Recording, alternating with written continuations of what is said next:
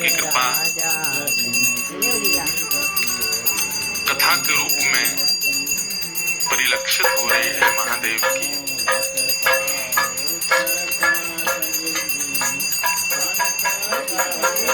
प्रेमी कुछ प्रदान करते हैं,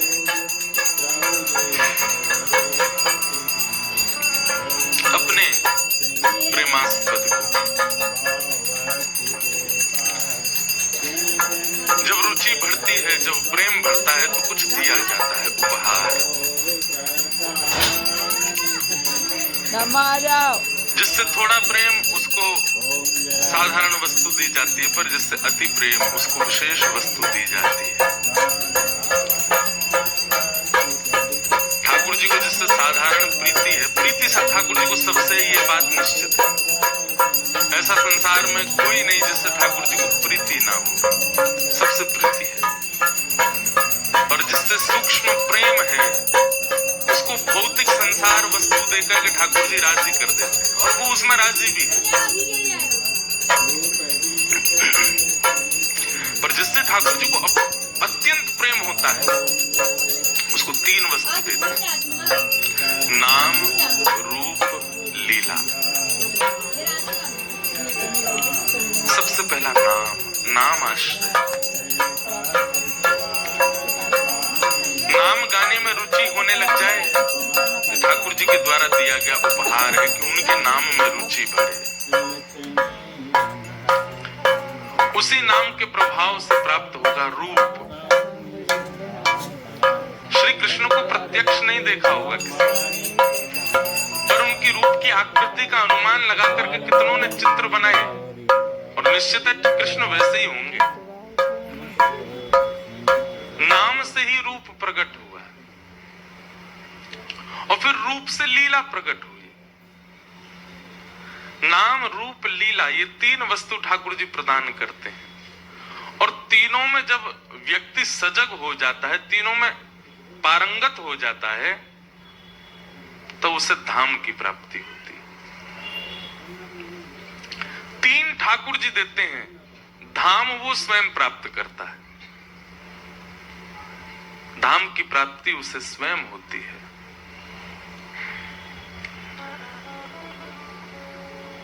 काशी में आपका जन्म है, वृंदावन में हमारा जन्म है। दोनों को ही धाम मिले हैं, श्रोता वक्ता दोनों को ही। अच्छा, यहाँ पर ऐसा भी हो सकता है कुछ लोग बैठे हों जो धाम में नहीं है, वो निराश ना हो। आवश्यक नहीं कि आप काशी की धरती पर रहें तो ही काशीवासी हैं, मैं ब्रज की धरती पर रहूं तो ही मैं ब्रजवासी हूं। कई बार आप जहां उपस्थित होते हैं, आपकी उपस्थिति से उस स्थान का वातावरण धाम में हो जाता है। कई बार कथा प्रारंभ होती है, कथा में ऐसा रंग चढ़ता है कि कथा सुनने वाले जितने लोग हैं वो भूल जाते हैं कि हम काशी में हैं, मुंबई में हैं, दिल्ली में, ऐसा लगता है वृंदावन ही है। तो धाम में आप नहीं बसते, आप में धाम बसता है, और आप जहां जाते हैं धाम आपके संग जाता है। काशी के लोग जब कहीं अन्यत्र भी जाते हैं तो उनके साथ काशी आ ही जाता है। अभी रामेश्वरम में हमारी जो कथा थी वो काशी के लोगों ने ही कराई, तो उनके आगमन से वहाँ काशी जैसा ही अनुभव होता था। क्यों? कथा में कोई भी बात हो तो लोग ताली बजाते, पर उनका तो हरा हरा, तो काशी उनके संगी आ गया वहाँ। ऐसे ही ब्रजवासी के साथ अपने आप वृंदावन आता है। क्यों? कहीं भी जाए, जय जय श्री राधे, उसकी उपस्थिति से धाम प्रकट हो जाता है। और धाम प्रकट तभी होगा जब नाम, रूप, लीला ये ठाकुर जी ने आपको प्रदान किए होंगे। नाम, रूप, लीला जिसके जीवन में नहीं, धाम वो प्रकट नहीं कर पाएगा, धाम उसमें प्रकट नहीं हो पाएगा। परमानंद हो रहा है। हम आप सब लोग काशी में द्वितीय दिवस की कथा में प्रवेश कर रहे हैं। कल हम रात्रि में चर्चा कर रहे थे सब हम लोग विश्वनाथ भगवान का दर्शन करने गए, जालान परिवार के सब बालक और हम। कल महादेव ने भी टिट फॉर टैट किया मेरे साथ। कैसे? आपको सत्य बताएं, हमारा कथा के बाद मौन रहता है थोड़ी देर, एक संत की आज्ञा से। कथा से पहले भी रहता है। तो शाम का समय हम यहाँ से गए। अब हम केवल धोती और बगलबंदी पहनते हैं, शॉल ऊपर डाल लेते, कुछ वैसा गर्म तो है नहीं। विश्वनाथ मंदिर में जब प्रवेश कर रहे थे, मुझे तभी शीतलता का अनुभव हो रहा था। और जब आपको कोई अनुभव होता है ना, उस स्थिति में सामने वाला अगर जा रहा हो तो आपको और ज्यादा अनुभव होने लग जाता है। आपको ठंड लग रही हो, उसी समय कोई ठंडे पानी से नहा रहा हो तो ठिठर आप जाओगे। तुम हमसे कहा भी महाराज जी शायद अभिषेक भी, मैंने कहा नहीं अभिषेक नहीं मिले। हम मौन तो था, मैंने कहा आरती कर लेंगे, बस प्रणाम कर लेंगे, अभिषेक क्या कर रहे हैं, इतना ठंड हो रहा है। तो बोले नहीं अब आरती का समय है तो अभिषेक तो नहीं होगा, आप केवल दर्शन। मैंने हाँ ये बढ़िया। गए, जैसे ही महादेव के सामने पहुंचे इतने में एक पुजारी जी दिया, लो महाराज जी लो जल चढ़ाओ। जल चढ़ाते समय मुझे लग तो रहा था, मैंने कहा महादेव मुझे क्षमा कीजिएगा, आपने अपना औरा ही ऐसा बना रखा है। जल चढ़ाया तब मुझे हुआ कि चलो केवल जल ही होगा, नहीं फिर तो पंचामृत आए हैं, दही लो घी लो। अच्छा सुख भी बहुत मिल रहा है कि महादेव को स्पर्श कर रहे हैं। अभी कथा सुना करके सीधे आए हैं और सीधे महादेव को अभिषेक कर रहे हैं। और मैं हर बात पे मन से क्षमा ही मांग रहा था, मुझे क्षमा कर दीजिए महादेव, पर मैं बाध्य हूँ। शहद घी दही शर्करा विजिया चंदन रोरी सब से स्नान कराया, लेकिन मन में तनिक भाव एक आया, कोई बात नहीं हाथी तो गीले हुए बस। इतने में ही एक गार्ड साहब लिए पाइप पूरा मंदिर धोते हुए आए और उन्होंने सीधा प्रहार किया है मेरे वक्ष पे। तो वक्ष तो महादेव के सामने था, ये बिल्कुल इंस्टेंट था। और कटी से लेकर के नीचे तक मैं पूरा गीला। ऊपर गीला हो तो इतना नहीं लगता है, अगर वक्ष पे पानी पड़ जाए, हाथ पे पड़े, सिर पे पड़े तो भी चलता है, थोड़ा पहुंच ले। अब यहां से नीचे पूरा गीला। तब मेरे भी मुख से निकला हर हर महा टिट फॉर टैट। तो मुझे लगा कि महादेव मुस्कुरा रहे होंगे, आई मजा। अद्भुत आनंद हुआ। उसके बाद हमसे कहा महाराज जी अन्नपूर्णा दर्शन मैंने कहा कल करूंगा, आज तो नीचे जम चुका हूं पूरा। और फिर हमने मौन खोले ही दिया। महादेव कह रहे हैं यहाँ पे काय को अपना ये नियम चला रहे हो, लेकिन बहुत आनंद हुआ। महादेव भीगे देव है। भैया बता रहे थे कि बापू कहते हैं कि महादेव भीगे देव हैं, उनके पास जाओ वो कुछ भिगो ना दें, ऐसा हो ही नहीं सकता। पर भैया वस्त्र भिगा दिए, तन भिगा दिया, कृपा तब हो जब मन भीग जाए। उन महादेव से यही कामना करें कि किसी दिन हमारा मन भिगाइए नाथ। वो भीगे हैं, इस बात का क्या द्योतक है। भीगा मतलब सदा रस में। हमारे ब्रज के रसिक अष्ट सखा एक पद गाते हैं किशोरी जी के लिए, रसिकनी रस में रहत गढ़ी।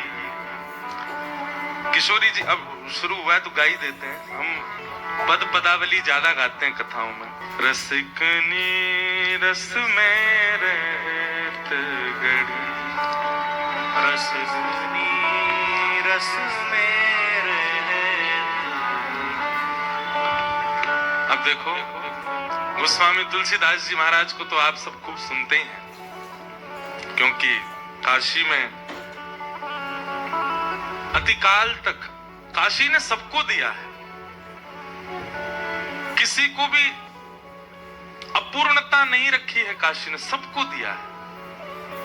गोस्वामी जी को प्रदान किया, श्रीमद् वल्लभाचार्य जी को प्रदान किया, चैतन्य महाप्रभु को प्रदान किया। जितने भी आचार्यों का मैं नाम लूं, कोई भी ऐसा नहीं है, सबको प्राप्ति हमारे वृंदावन के। अगर कोई यहाँ रसिक जन बैठे होंगे, उन्होंने अगर हरिराम व्यास जी का नाम सुना, नाम सुना हरिराम व्यास जी का? हरिराम व्यास जी को वृंदावन वास काशी ने प्रदान किया है। और एक बात आप निश्चित मानिए, इस जन्म में काशी में रहने वालों ने अगर महादेव की खूब आराधना करी होगी, तो हम इस बात को प्रामाणिक रूप से कह रहे हैं कि आपका अगला जन्म ब्रज में ही होगा, आप ब्रज ही पधारोगे। क्योंकि काशी में भले ही विश्वविद्यालय है, परंतु विश्वविद्यालय से पास आउट होने वाला व्यक्ति फिर जॉब के लिए जाता है, फिर वो कहीं ना कहीं बिजनेस या अपने जॉब के लिए आगे जाता है। यहां पर यूनिवर्सिटी है, इसलिए ज्ञान भी यहीं, सरस्वती भी यहीं, विद्वान भी सबसे ज्यादा काशी में ही हुए। तो यहाँ आपका जन्म इस प्रकार का, इस बात का द्योतक है कि आप यूनिवर्सिटी में, आप अभी अध्ययनशील हैं। और जब यहाँ जन्म लेकर के महादेव का नित्य वंदन करके, गंगा स्नान करके, संत जनों का संग करके आप अपने जीवन को सार्थक करेंगे।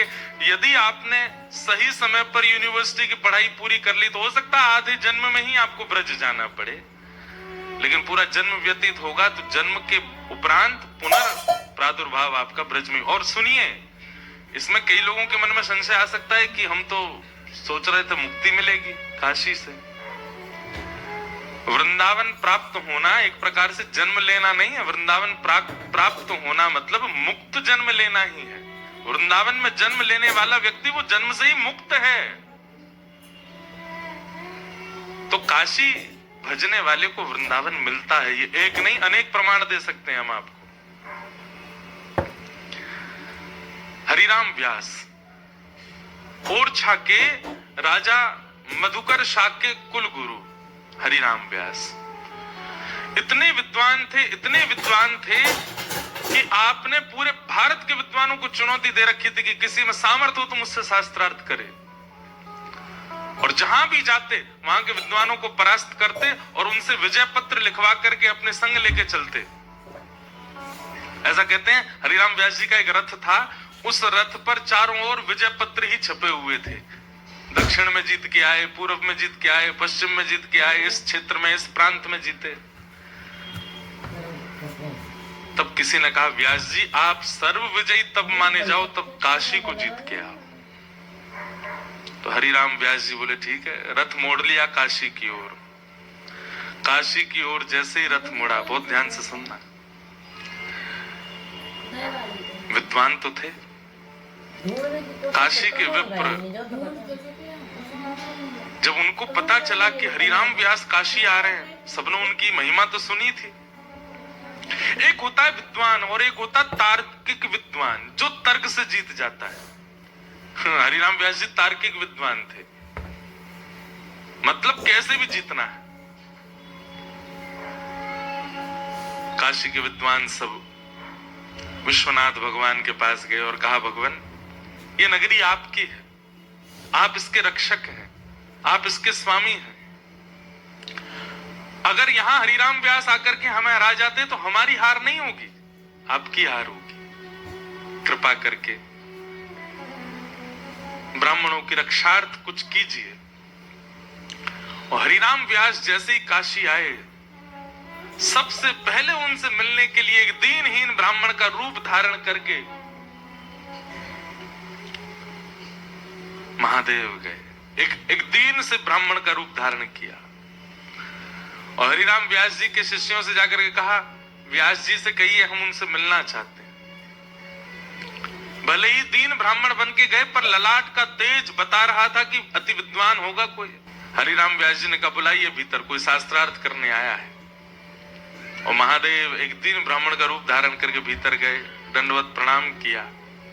कहिए विप्रवर, किस विषय पर शास्त्रार्थ किया जाए? महादेव बोले, हम तो अज्ञानी हैं, हम तो आपसे पराजय हो ही जाएंगे, हम अपनी पराजय स्वीकार ही कर रहे हैं। पहले आपको विजय पत्र चाहिए, हम लिख के अभी दे रहे हैं आपको, हम अपनी हार स्वीकार करते हैं, पर हमारा एक प्रश्न है, उसका उत्तर आपसे जानना चाहते हैं। एक संशय है। हरिराम व्यास जी बोले बोलो। महादेव कहते हैं ये बताइए विवेक किसको कहते हैं? हरिराम व्यास बोले ये कोई पूछने वाली बात है? ये बच्चों वाला प्रश्न आप मुझसे क्यों कर रहे हैं? बोले नहीं बस बताइए ना, बच्चे वाले प्रश्न का ही उत्तर दे दीजिए। विवेक किसको कहते हैं? हरिराम व्यास जी बोले सही गलत की पहचान को विवेक कहते हैं।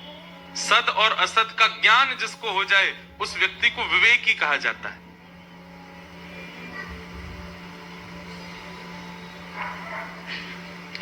हरिराम व्यास जी का उत्तर सुनकर के महादेव प्रसन्न हुए। व्यास जी बोले मुस्कुरा क्यों रहे हैं, बताइए आगे। बोले मैं यही जानना चाहता हूं, सद और असद का ज्ञान जब विवेक है तो क्या वो विवेक आपको प्राप्त हो गया? क्या आप उस विवेक से युक्त हो गए हो? व्यास जी तो तिलमिला गए, तुम कैसी बात कर रहे हो मुझसे? बोले आप ज्ञानी क्यों बने हो? आपने अध्ययन विद्याध्ययन गुरु सेवा और ज्ञान केवल इसलिए लिया कि आप ब्राह्मणों को जा जा करके हराया करो, यही विवेक है आपका? इस ज्ञान से 4 लोगों का भला हो ये तो किया नहीं आपने, बल्कि 10 घरों में एक समय के चूल्हे बंद करवा दिया आपने उनको हरा करके। यही विवेक है आपका?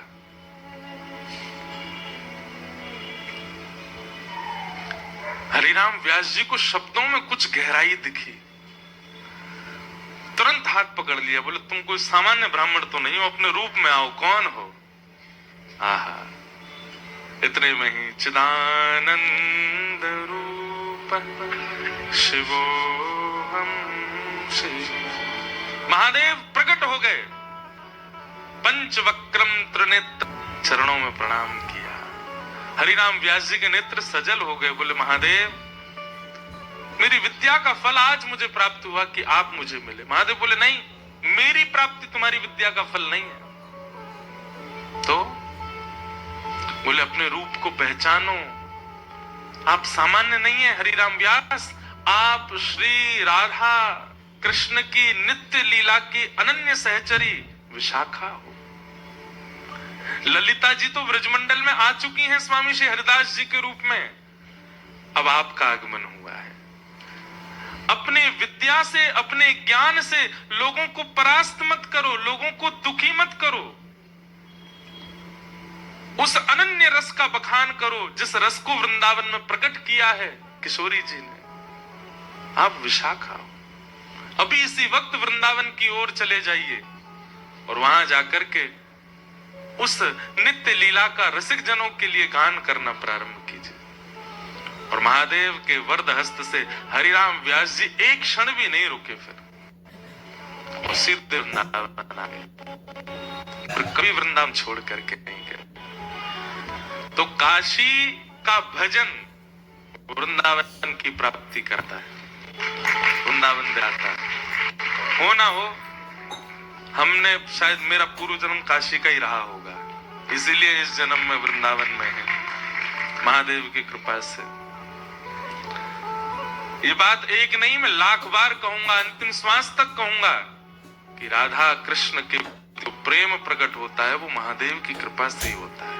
उनकी कृपा के बिना आपको सामान्य प्रेम का दर्शन होगा, पर महादेव की कृपा होगी। और यदि कोई श्री जी का ठाकुर जी का प्रेम गा रहा होगा, नेत्र पुलकित हो जाएंगे, हृदय झूमने लगेगा, रोम रोम नृत्य करेगा, तब समझिएगा कि महादेव की बहुत कृपा है आपके ऊपर, तभी आपका ऐसा भाव बना।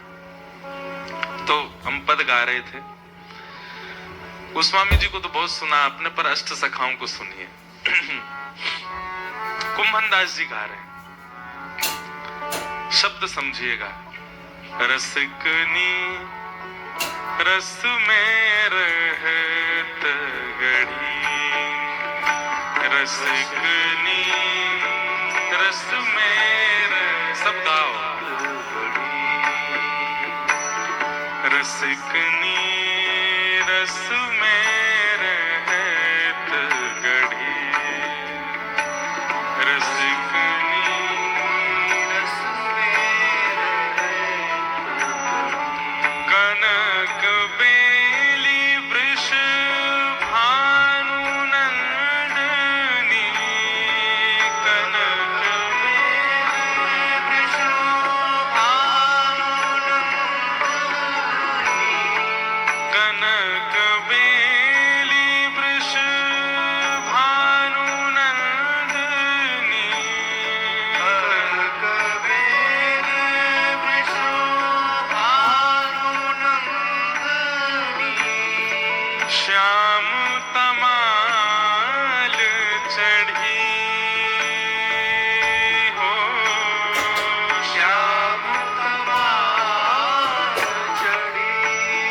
प्रकार एक बेल वृक्ष पर चढ़ जाती है, ऐसे ही कुम्मन दास जी महाराज कह रहे हैं, कनक बेल वृषभानु नंदिनी। हमारी किशोरी जी कौन है? बेली है। और श्याम रूपी तमाल वृक्ष के मन चित्त पर चढ़ गई हैं। सदा श्याम सुंदर के चित्त में विहार कर रही है, मस्तिष्क में रह रही है, नेत्रों में विहार कर रही है। श्याम तमाल चढ़ी हो, श्याम तमाल चढ़ी, रसकनी रस में रहत घड़ी,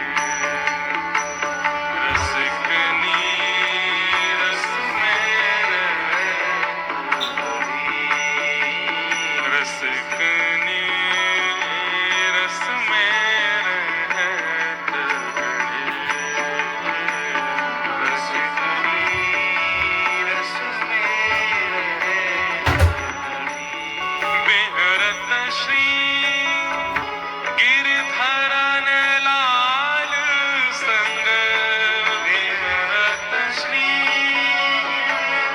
धरन लाल संग, बेहरत श्री गिरधरन लाल संग, बेहरत श्री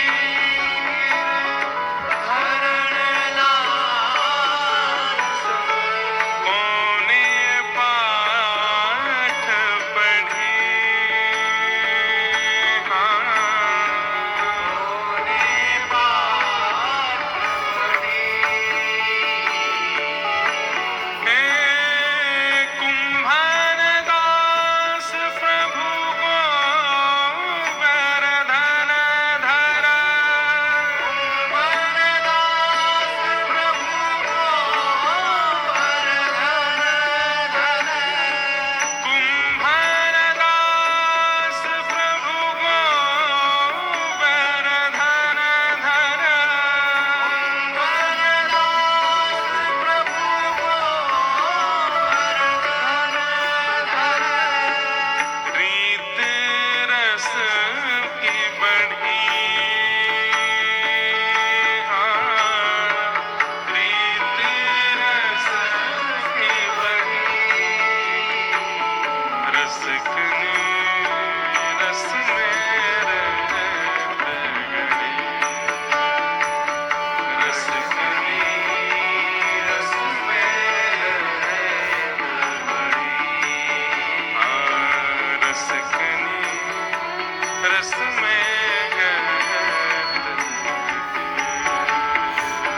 रसकनी रस में।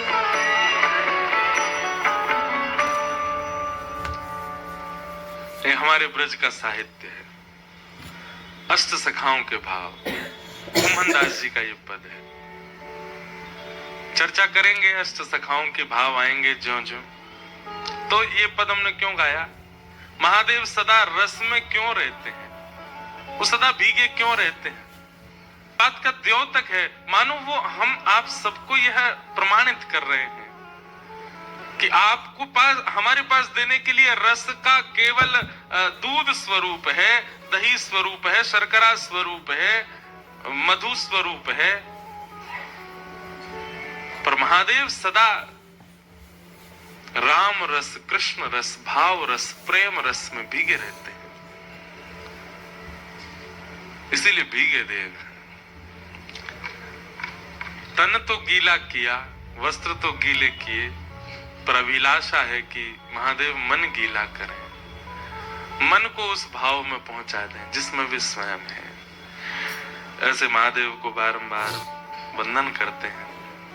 आइए भागवत कथा के प्रथम स्कंद में आज प्रारंभ प्रवेश करते हैं। श्रीमद् भागवत महापुराण की भागवत जी का पहला श्लोक। 18,000 श्लोक हैं श्रीमद् भागवत में, जिसमें सबसे कठिन श्लोक सबसे पहला श्लोक। कठिन बोलें तो उसका अर्थ समझना बहुत मुश्किल है, लेकिन यथामति यथासंभव कहेंगे। शार्दुल विक्रीडित छंद, मतलब संस्कृत के श्लोक छंदबद्ध होते हैं, उन छंदों का कोई तात्पर्य होता है। भागवत जी का प्रथम श्लोक शार्दुल विक्रीडित यानी कि नृत्य करता हुआ शेर, कभी देखा नाचता हुआ शेर या फिर क्रीड़ा करता हुआ सिंह, उस छंद में भागवत जी का पहला श्लोक। आइए हम लोग प्रवेश करें। कि जन्माद्यस्य तोन्मयादितरतः चार्थे स्वविज्ञस्वराट् तेने ब्रह्म हृदय आदिकमये मुह्यन्ति यत्सूरयः तेजो वारि मृदां यथा विनिमयो यत्र त्रिसर्गो मृषा धाम्ना स्वेन सदा निरस्तकुहकं सत्यं परम धीमहि। सत्यम परम धीमहि। जन्माद्यस्य यतोन्वयाद् इतरतः। अब इसका सामान्य अर्थ तो यह है कि जो जन्म और मृत्यु से परे हैं परमात्मा। चार्थे स्वविज्ञ स्वराट, जो सबसे विज्ञ हैं, अनविज्ञ नहीं है। विज्ञ मतलब जानते हैं, सब कुछ जानते हैं। तेने ब्रह्म हृदय आदि कवि, आदि कवि ब्रह्मा भी जिनके भाव से संचित रहते हैं। मुह्यन्ति यत् सूरयः, बड़े बड़े देवताओं को भी जो अपनी लीला पर मोहित कर लेते हैं। तेजो वारि मृदाम यथा विनिमयो, पृथ्वी जल अग्नि वायु आकाश जिनका कुछ बिगाड़ नहीं सकती, क्योंकि उन्हीं से ही निर्मित होती हैं ये पंच तत्व। तेजो वारि मृदाम यथा विनिमयो यत्र त्रिसर्गो मृषा, भले ही सृष्टि का सृजन उन्होंने किया, परंतु यह सृष्टि पूर्ण मृषा है, मिथ्या है। धाम्ना स्वेन सदा निरस्तकुहकं सत्यम परम धीमहि। ऐसे परम सत्य परमात्मा का हम ध्यान करते हैं, उनको हम प्रणाम करते हैं। सत्यम परम धीमहि। भागवत जी के प्रथम श्लोक में कृष्णात् परम धीमहि, रामः परम धीमहि, शिवः परम धीमहि, कोई देव का नाम नहीं कहा गया। क्या कह रहे हैं? सत्यम परम धीमहि। जो भी परम सत्य है हम उसको वंदन करते हैं। अभी हम मानस जी की कथा करके आए रामेश्वरम, और बालकांड ही वहां कहा। कितना बड़ा वंदना प्रसंग है गोस्वामी जी का, सबको वंदन कर रहे हैं। वंदना प्रसंग में ही 2 दिन का समय लगे, अगर एक एक भाव विस्तार से कही जाए और विस्तृत कहा जाए तो पूरी कथा ही वंदना प्रसंग में हो जाए, इतनी वंदना है। परंतु भागवत जी में केवल एक श्लोक है वंदना का। इसके पीछे कारण क्या है? भागवत के रचनाकार वेदव्यास हैं, यानी वो स्वयं भगवान हैं। उनको अपने आत्म कल्याण की इतनी चिंता नहीं है। उन्हें विश्वास है कि मैं कल्याण करने वाला हूं, मुझे अपने कल्याण, इसलिए एक ही श्लोक में कह दिया। परंतु गोस्वामी जो हम आप सबके प्रतिनिधि हैं, हम आप सबके आगे मॉनिटर हैं गोस्वामी जी।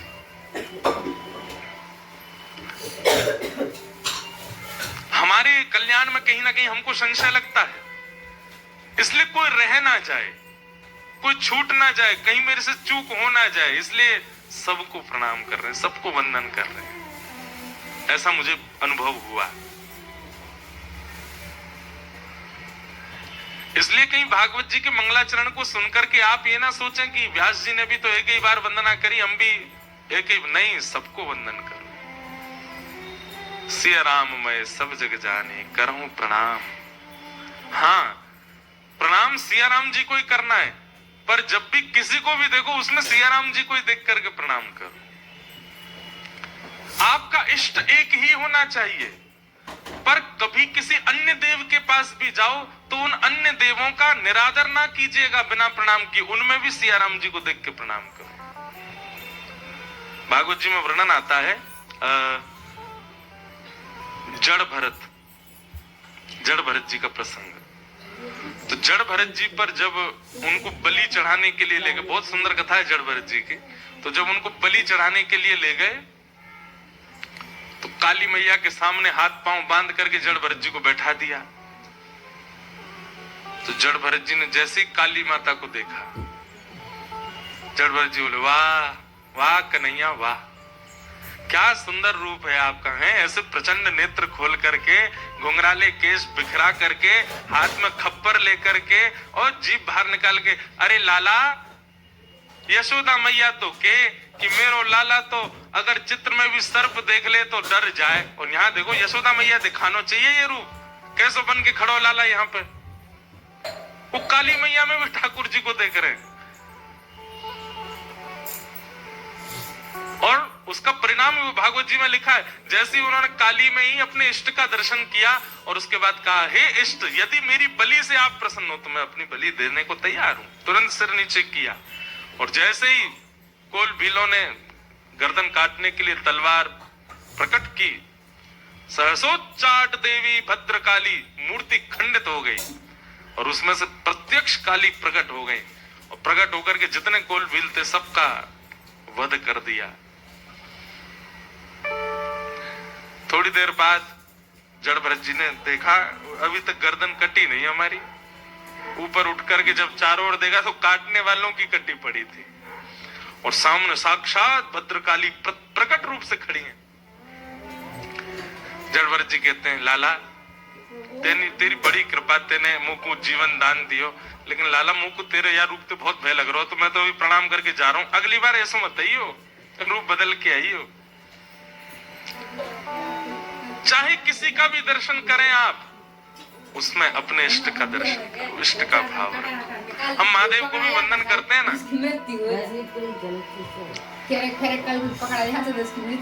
एक बात आपको बताएं, हमारे श्री राधा वल्लभ लाल वृंदावन में वे महादेव के घर के ठाकुर जी हैं।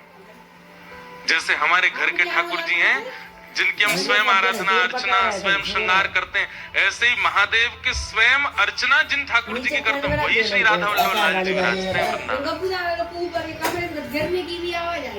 आप महादेव के सामने जाके नमः पार्वती कहो, हर हर कहो।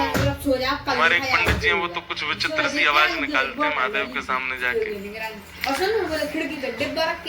लेकिन महादेव को यदि प्रसन्न करना हो ना तो एक बार कहते हो श्री राधा वल्लभ लाल की, महादेव आनंदित हो जाएंगे। ओहो मेरे ठाकुर का नाम कौन ले रहा। आत्मदेव नाम के ब्राह्मण ने तपस्या की, महादेव प्रसन्न होकर प्रकट हो गए, कहा वरदान मांगो।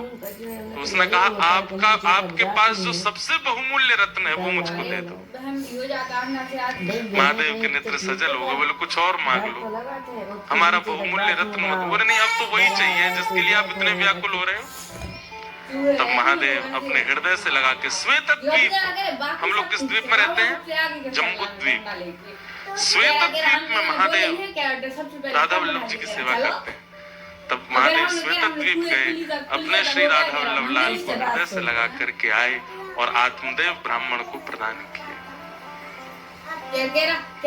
फिर कुछ वर्ष बाद भगवान की वंशी महादेव के पास ही थी, उन्हीं को हृदय से लगने मांगे वरदान में।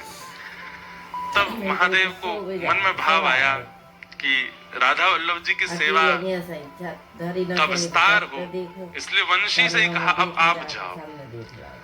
तब महादेव के पास जो वंशी विराजमान थी वही श्री हितरिवंश महाप्रभु का रूप धारण करके धराधाम पर आए और आत्मदेव ब्राह्मण की दो कन्या थी, दोनों से ब्याह करके राधा वल्लभ जी को दहेज में लेके वृंदावन आए। तब से श्री राधा वल्लभ जी वृंदावन में विराज रहे। आज भी राधा वल्लभ जी का एक नियम है, राधा वल्लभ जी का जब मंगला दर्शन करने आप जाओगे ना तो राधा वल्लभ जी रात्रि में शयन तो करते हैं सामान्य वेशभूषा में, मतलब जो ठाकुर जी के वस्त्र पीताम्बरी आदि पहन के, पर सुबह जब मंगला दर्शन होता है राधा वल्लभ जी का, तो राधा वल्लभ जी अलग अलग वस्त्रों में मिलते हैं। उसके पीछे भाव क्या है? बोले रात्रि हमको दिखा रहे थे कि मैं सोवे जा रहा हूँ, पर श्री जी तो मिलवे गए और रूप बदल करके गए। तो कभी दर्शन खुलता है तो महादेव के रूप में भी जोगी बन करके श्री ठाकुर जी दिखाई देते, कभी किसी रूप में, कभी किसी वेश में, छद्म वेश श्रृंगार दर्शन होता है। उसका भाव यह है कि ठाकुर जी किशोरी जी के पास इस रूप में गए थे रात को, उसी का दर्शन होता है। तो ऐसे महादेव के निज ठाकुर जी श्री राधा वल्लभ। तो महादेव से यदि आप कहें राधा वल्लभ लाल की जय, तो महादेव प्रसन्न हो जाएंगे। तो एक बार जरूर आप विश्वनाथ जी का दर्शन करने जाते, एक बार जरूर। कल मैंने नहीं कहा, पुजारी जी कह रहे थे जो मुझसे अभिषेक करा रहे थे, बोले आज ना छोड़ूंगा, हाथ पड़ गए हो मेरे, राधा वल्लभ लाल की जय।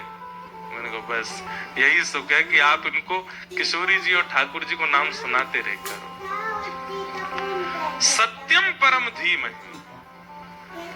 वेद व्यास जी महाराज कहते हैं, मैं हर उसको प्रणाम कर रहा हूं जो परम सत्य है।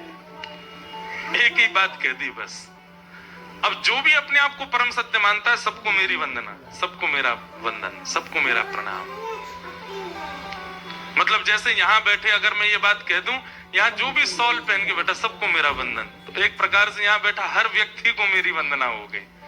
अब एक एक व्यक्ति को नाम लेने की आवश्यकता नहीं। काशी से जो भी आए सबको मेरा प्रणाम, सबको वंदना हो गई। जालान परिवार का स्वागत, अब जितने जालान बैठे सबको हो गया। ऐसे ही अब व्यास जी ने सोचा एक एक देव को प्रणाम करूं तो लंबी लिस्ट हो, और फिर देवों में भी कहीं ना कहीं मान है कि हमारी वंदना पहले हो, हमारी वंदना पहले हो। इसीलिए नमोस्तुते व्यास विशाल बुद्धे, उनकी विशाल बुद्धि को प्रणाम किया गया। क्यों? ऐसा वंदन किया कि कोई उदास भी नहीं हुआ और सब प्रसन्न भी हो गए। क्या? सत्यम परम धीमहि। जो भी परम सत्य है मैं उसको वंदन करता हूं। सत्संग ऐसी बुद्धि प्रदान करता है बंधु। यदि ऐसी बुद्धि सत्संग से प्राप्त नहीं हुई है, कैसी बुद्धि? आप छोटी छोटी क्रियाओं से सब संभाल लेते हैं, छोटे छोटे वचनों से आप सबका हृदय जीत लेते हैं। आपका एक क्रिया, आपका एक व्यवहार, वही क्रिया आप करते रहो सामान्य, और वही क्रिया कोई श्रेष्ठ व्यक्ति करे तो वो लोगों के लिए प्रेरणादायी बन जाती है। क्यों? जिनकी बुद्धि विशाल है उनके द्वारा की गई क्रिया सामान्य नहीं होती।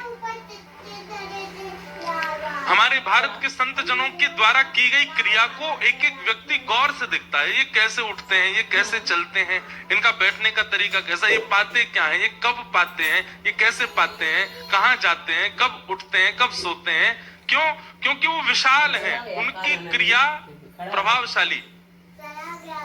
आप भले ही 3 बजे उठते हो, कोई फर्क नहीं पड़ेगा किसी को, परंतु एक विशिष्ट व्यक्ति 3 बजे उठ करके कोई क्रिया करता है तो उसको देखने लाखों लोग जाते हैं, क्योंकि विशाल व्यक्ति की क्रिया पर सबकी दृष्टि होती है। और एक और बात, क्रिया वही सब करें, पर किसी की क्रिया के प्रति यदि आपका आकर्षण बन रहा है, इसका मतलब यह है कि उसकी क्रिया में तत्परता और उसकी क्रिया में लगन विशेष है। वो क्रिया केवल क्रिया बांध करके नहीं कर रहा, वो उसका विशिष्ट नियम है, इसलिए आपका आकर्षण बन रहा है। गंगा स्नान की भी सबकी अपनी विधा होती है। कई लोग तो कपड़ा उतारे सीधे तीसरी सीढ़ी पे छलांग गए, उनकी क्रिया है।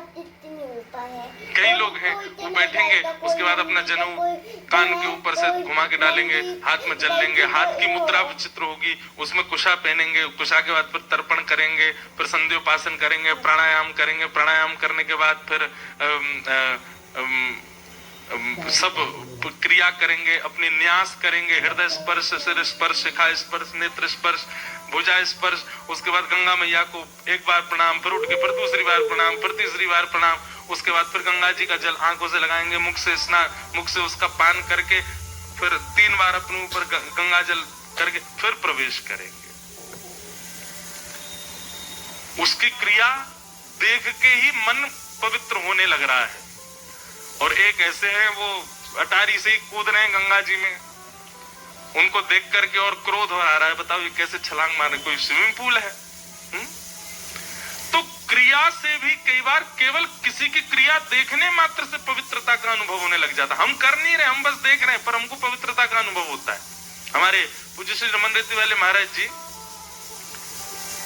उनका भी आशीर्वाद मिला इस कथा को, भाई श्री का भी आशीर्वाद मिला, बापू सब संतों का आशीर्वाद मिला, इसीलिए कथा दिव्य हो रही है। हमें एक बात बहुत अच्छी लगती कि भली भव्यता ना हो पर दिव्यता होनी चाहिए किसी भी भगवत अनुष्ठान के, और ये दिव्य है। कई जगह भव्य तो बहुत हो जाता, दिव्यता नहीं होती उसकी, पर दिव्यता भव्यता व्यवस्थाओं से आती है, दिव्यता संत कृपा से आती है। और इस कथा को संतों का खूब आशीष मिला। आज बता रहे थे मुझे रमन रेती वाले महाराज जी भी, भाई श्री, सबने आशीष दिया है। तो क्रिया से भी कई बार केवल किसी की क्रिया देखने मात्र से पवित्रता का अनुभव होने लग जाता। हम कर नहीं रहे, हम बस देख रहे हैं, पर हमको पवित्रता का अनुभव होता है। हमारे पूज्य श्री रमन रेती वाले महाराज जी, उनका भी आशीर्वाद मिला इस कथा को, भाई श्री का भी आशीर्वाद मिला, बापू सब संतों का आशीर्वाद मिला, इसीलिए कथा दिव्य हो रही है। हमें एक बात बहुत अच्छी लगती कि भली भव्यता ना हो पर दिव्यता होनी चाहिए किसी भी भगवत अनुष्ठान के, और ये दिव्य है। कई जगह भव्य तो बहुत हो जाता, दिव्यता नहीं होती उसकी, पर दिव्यता भव्यता व्यवस्थाओं से आती है, दिव्यता संत कृपा से आती है। और इस कथा को संतों का खूब आशीष मिला। आज बता रहे थे मुझे रमन रेती वाले महाराज जी भी, भाई श्री, सबने आशीष दिया है। हमारे रमन रेती वाले महाराज जी, कभी आप रमन रेती जाओ, सुबह महाराज जी अपने ठाकुर जी की आराधना करते हैं, और जहां उनका आराधना स्थल है वहां एक कांच लगा है, एक शीशा है, और वैष्णव जन सब बाहर बैठ करके महाराज जी की आराधना देखते हैं। वो अपने शालिग्राम भगवान को तुलसी अर्चन करें, कमलार्चन करें, पुष्प अर्चन करें, चंदन निवेद, वो क्रिया देखने मात्र से शांति लगने लगती है। उस समय फोन भी आ रहा हो तो आप साइलेंट कर दोगे, नहीं मुझे देखने दीजिए थोड़ी देर, ये क्रिया देख करके ही शुद्धता का अनुभव हो रहा है। इसका मतलब वो क्रिया नहीं है, करने वाला और जो कारण है, जो क्रिया है, वो दोनों ही अत्यंत पवित्र है, इसीलिए आपका मन खिंचा जा रहा है उस क्रिया की ओर।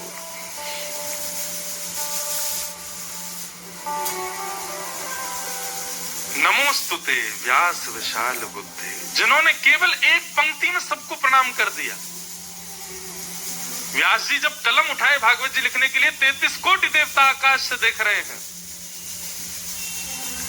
और सबके मन में यह भाव है कि भागवत सबसे बड़ा ग्रंथ है भारत भूमि का, और इस ग्रंथ में किसके नाम को पहले अंकित किया जाएगा।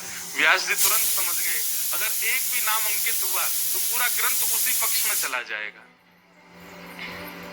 इसलिए व्यास जी, जन्माद्यस्य तोन्वयादितरतश्चार्थे सुविज्ञस्वराट् तेने ब्रह्म हृदय आदि कवये मुह्यन्ति यत्सूरयः तेजो वारिमृतां यथा विनिमयो यत्र त्रिसर्गो मृषा धाम्ना स्वेन सदा निरस्तकुहकम्।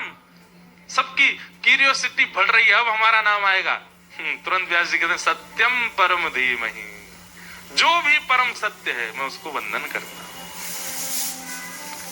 कोई उदास नहीं हो सकता इस बात से, और कोई विशेष प्रसन्न भी नहीं, सब सम हो गए।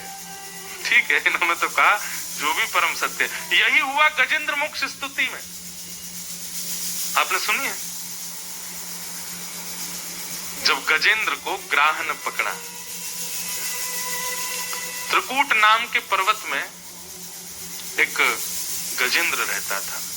ये पहले इंद्रद्युम्न नाम का राजा था, अभी शुरू हुआ तो आज कह ही देते हैं। इंद्रद्युम्न नाम के राजा थे कौन? ये पूर्व में गजेंद्र ही। इनसे एक अपराध बना था, और वो अपराध क्या था? ये अपने ठाकुर जी की सेवा कर रहे थे, और उसी समय किसी संत का आगमन हुआ। सेवा आधी ही हुई थी और तभी संत का आगमन हो गया। तो इन्होंने अपने सब सेवक जनों से कहा, संत से कहिए थोड़ी देर प्रतीक्षा करें, मैं सेवा करके फिर आता हूं। और उसमें तनिक एक अभिमान भी था कि अपने ठाकुर जी को थोड़ी छोड़ जाऊंगा कोई संत आ जाए तो। केवल ये अपराध था इनका। इससे सीखने को मिल रहा है आपको कुछ। आपके कितने भी नियम हो, नियम दो लोगों के सामने नहीं होते। एक वो जिससे आपका बहुत प्रेम है, एक वो जो भगवत प्राप्त है। और क्षमा कीजिए, आप यदि अपने नियम का पालन इन दो के सामने भी कर रहे हैं तो वो नियम कहीं ना कहीं आपका पाप बन जाएगा। बहुत ध्यान से सुनिएगा इस बात को। आप किसी नियम में व्यवस्थित हैं, चाहे वो कोई भी है, लेकिन ये दो प्रकार के महापुरुष आपके सामने आ जाए। एक वो जिससे आपको बहुत प्रेम है,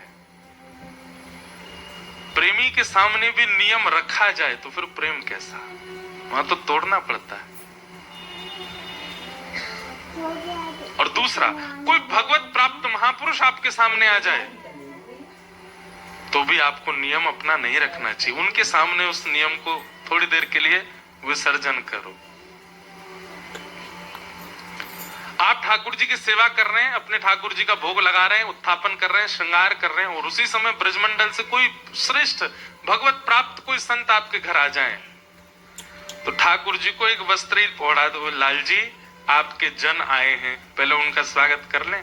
ठाकुर जी इससे बहुत प्रसन्न होंगे। ठीक है, हमारी सेवा बाद में, पहले उनको पूछो जाके, और जाओ जाकर के उनका वंदन आ। ये अपराध बना इंद्रद्युम्न राजा से कि एक संत आए और इंद्रद्युम्न अपनी सेवा, उनको को बैठे, मेरी अभी सेवा चल रही है। जो सेवा 10 मिनट में पूर्ण हो जानी थी, इंद्रद्युम्न ने 1 घंटा एक्स्ट्रा लगाया, ये दिखाने के लिए देखो मैं सेवा के प्रति कितना तत्पर हूं। और इसी अपराध के कारण उनको अपने अगले जन्म में गजेंद्र बनना पड़ा, गज बनना पड़ा। पत्नी बच्चों के साथ एक दिन नदी स्नान के लिए गए थे। त्रिकूट पर्वत के राजा थे। स्नान करने के लिए गए तो एक ग्राह ने, मगरमच्छ ने पैर पकड़ा। गजेंद्र को लगा कोई जल का जीव है, अभी इसको पता नहीं है कि मैं कौन, पता चल जाएगा ना कि मैं कौन हूं, गिरा गिरा डोलेगा पैरों में, अभी तो पांव पकड़, थोड़ी देर पकड़ने दो इसको, अभिमान में। लेकिन जब बाहर निकलने का समय आया, पत्नियां बच्चे सब बाहर जाने लगे, गजेंद्र जैसे निकलने लगा तो ग्राह ने और कस के पकड़ा। कथा सबको पता है।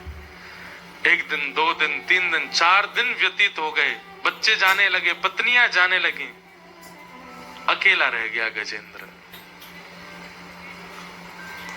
एक पत्नी बची थी, बस वो सूंड से खींच रही थी। 4 दिन बाद वो भी धीमे धीमे अपनी सूंड छोड़ने लगी। तो गजेंद्र बोला, देवी तुम तो मुझे छोड़ के मत जाओ ना। तो पत्नी बोली, अब आप पता नहीं कब तक रहेंगे यहाँ, मैं कब तक रहूं, बच्चों को भी तो देखना है, भोजन करना है, उनको भी पवाना है। और ऐसा कह के वो भी चली गई। तब गजेंद्र के नेत्रों में अश्रु भर आए। जिनके लिए सब कुछ लुटा दिया मैंने, आज मुझे सब छोड़ के चले गए। तब गजेंद्र ने नेत्र बंद करके स्मरण किया, और उसी काल में उन संत ने जिन्होंने इंद्रद्युम्न राजा को श्राप दिया था कि तुम भगवान की बड़ी सुंदर सुंदर स्तुतियां गाते हो, हम तुम्हें श्राप देते सब भूल जाओगे तुम, और तुमको इसका एक पुनर्जन्म लेना पड़ेगा एक जीव के रूप में। लेकिन जब आर्त भाव से सब तुम्हें छोड़ करके चले जाएंगे, तब तुम महानायक ठाकुर जी को जब पुकारोगे, निकुंज नायक भगवान को जब पुकारोगे, तब तुम्हारे द्वारा रचित स्तुति तुमको पुनः याद आएगी और उसी से तुम्हारा उद्धार होगा। तब गजेंद्र को अपने इंद्रद्युम्न जन्म में लिखी हुई स्तुति स्मृति में आई और तब उन्होंने स्तुति गाई। गजेंद्र मोक्ष स्तुति की एक खास बात है, पूरी स्तुति में जिस प्रकार भागवत के पहले श्लोक में भगवान का नाम नहीं है, ऐसी पूरी स्तुति में भगवान का नाम नहीं है। केवल गुण ही गुण बताते जा रहे हैं, जो ऐसे हैं, जो ऐसे हैं, जो ऐसे हैं, जो ऐसे हैं, गुणों का वर्णन करते जा रहे हैं। आकाश में कहते हैं 33 कोटि देवता प्रकट हो गए गजेंद्र की स्तुति के समय, लेकिन कोई भी रक्षा करने नहीं आया। क्यों? सबके मन में भाव था एक बार नाम बोल दे तो हम जाएं। पर गजेंद्र ने किसी का नाम नहीं बोला, और जैसे किसी का नाम नहीं बोला सोई ठाकुर जी शेषनाग पर खड़े हो गए। गरुण जी को कहा जल्दी आओ। लक्ष्मी जी बोली कहां जा रहे हैं? बोले गजेंद्र की रक्षा कर। उसने आपका नाम तो लिया नहीं। देखो सब खड़े, जब किसी का नाम नहीं लिया तो आपको इतनी जल्दी क्यों होती सब जगह जाने की? बोलने दीजिए एक बार, वैकुंठपति आए, नारायण आए, श्रीपति आए। ठाकुर जी बोले मेरा एक नाम यह भी है कि मेरा कोई नाम नहीं है। अदृश्य, अनाम, शून्य, यह भी मेरा ही स्वरूप है लक्ष्मी। यदि स्तुति में कोई नाम प्रकट नहीं हुआ इसका मतलब वह भी मेरी ही है। हमारे ब्रज के संत कहते हैं जैसे लावारिस जमीन हो, जिस जमीन का कोई स्वामी ना हो वो जमीन ऑटोमेटिक सरकार की हो जाती है। ऐसे ही गजेंद्र की जो स्तुति है वो लावारिश है, उसमें कोई किसी का नाम नहीं है। इसलिए ठाकुर जी ने उसको अपना बनाया। बोले ये किसी का नाम नहीं बोल रहा है, इसका मतलब मेरी है ये। और जैसे ही भगवान गरुण पर आरूढ़ होकर के गजेंद्र की रक्षा करने गए, पूरी स्तुति में गजेंद्र ने नाम नहीं बोला है, लेकिन जैसे ठाकुर जी रक्षा के लिए पधारे तुरंत गजेंद्र ने उस सरोवर में एक कमल था उसको अपनी सूंड से तोड़ करके आकाश की ओर प्रस्तुत किया, और तब अंत में कहता है नारायण खिल गुरु भगवन नमस्ते। इस अखिल ब्रह्मांड के जो गुरु हैं नारायण, मैं उनके चरणों में वंदन करता हूं। और तब भगवान ने आकर के गजेंद्र की रक्षा की। एक बात स्पष्ट होती है कि ठाकुर जी को नाम सुनने की और नाम के प्रस्तुतिकरण से ठाकुर जी प्रसन्न नहीं होते। कोई उनके नाम की बहुत प्रशंसा करे उससे ठाकुर जी प्रसन्न हो, ऐसी भावना से अगर कोई नाम प्रशंसा कर रहा है तो वो भूल जाए, ठाकुर जी को उससे रुचि नहीं। नाम आपके कल्याण के लिए, अपने कल्याण में ही रहिए उससे। तो ऐसी विशाल बुद्धि श्री वेद व्यास जी की, और व्यास जी कहते हैं सत्यम परम धीमहि। ऐसे परम सत्य को मैं प्रणाम करता हूं। भागवत जी के दूसरे श्लोक में हरि संबंध और प्रयोजन, ये चार बात बताई गई। ये चार जब तक पुष्ट नहीं होंगे तब तक आपको कथा में बैठने का अधिकार नहीं है। सबसे पहला विषय, भागवत का विषय क्या है। दूसरा अधिकारी, आप अधिकारी हैं कि नहीं। तीसरा संबंध, भागवत सुनने से आपका किससे संबंध होगा। और चौथा भागवत सुनने का प्रयोजन क्या है। ये चारों बात इस श्लोक में प्रस्तुत की गई, ध्यान से सुनिए। कि धर्म प्रोजित कैतवोत्र परमो निर्मत्सराणां सतां वैद्यं वास्तवमत्र वस्तु शिवदं तापत्रयोन्मूलनम् श्रीमद्भागवते महामुनिकृते किं वा परेरीश्वरः सद्यो हृद्यवरुध्यते त्रिकृतिभिः शुश्रूषुभिस्तत्क्षणात्।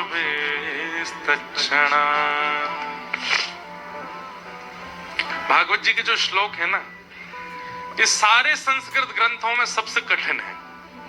क्यों? क्योंकि भागवत जी की श्लोकों की रचना वेद व्यास जी ने कैसे की है पता है? समाधि में जाकर के। समाधि में जाकर के कोई व्यक्ति लिख सकता है? इसका मतलब क्या है? वेद व्यास जी जब समाधि लगाए थे तब खाली पन्ने हैं और कलम उठा करके समाधि में बैठे, और समाधि से जब उठे तब तक भागवत रचना हुई।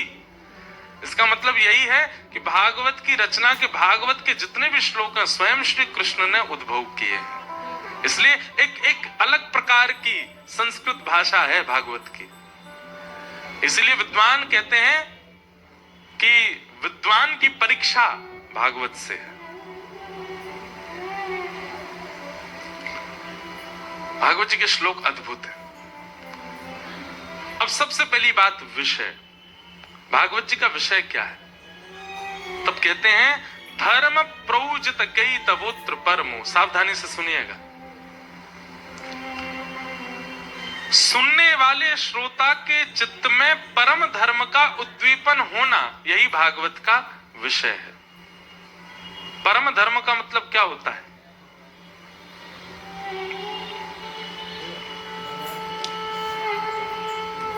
सबसे पहले तो धर्म ही समझो, फिर परम धर्म समझोगे। धर्म का मतलब सबका कल्याण, और परम धर्म का मतलब अपनी आत्मा का कल्याण। जो जीवात्मा इस देह के भीतर विराजमान है, उसके कल्याण के मार्ग पर चलना, इसी को परम धर्म कहते हैं। आप सबका उद्धार करो, सबकी सेवा करो, सबका कल्याण करो, पर सबके कल्याण में आपकी इच्छा क्या होनी चाहिए कि मेरी आत्मा का कल्याण हो। इसी को कल्याण में आपकी इच्छा क्या होनी चाहिए कि मेरी आत्मा का कल्याण हो, इसी को परम धर्म कहते हैं। फ्लाइट में अब तो कोई इंस्ट्रक्शन सुनता नहीं, पर उसमें एक बात कही जाती है,